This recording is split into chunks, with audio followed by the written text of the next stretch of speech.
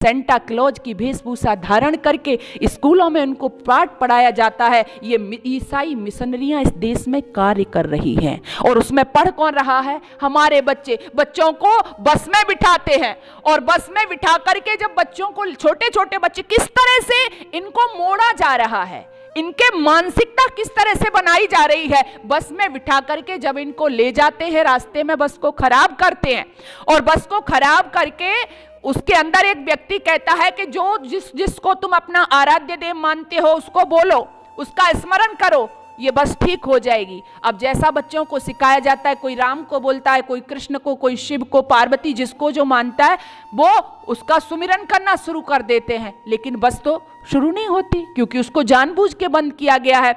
उसके बाद में फिर उनसे कहा जाता है कि अब किसका नाम लो? अब सेंटा क्लॉज का लो, अब जीसस का नाम लो।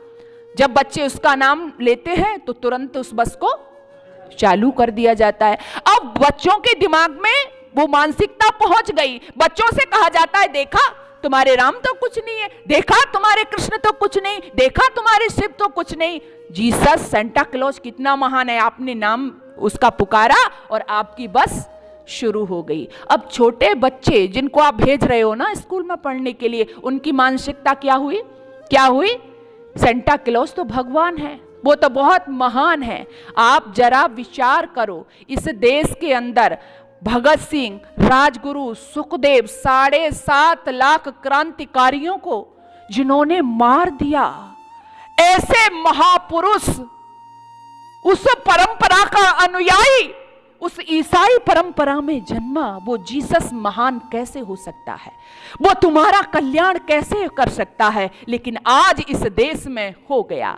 यहां पर आप ऐसी चर्चा के लिए ही आते हो, इसलिए बाहर निकलिए, बताइए अपने बच्चों को क्रांतिकारियों का इतिहास बताइए। यहां आप मनोरंजन के लिए इकट्ठे नहीं हुए।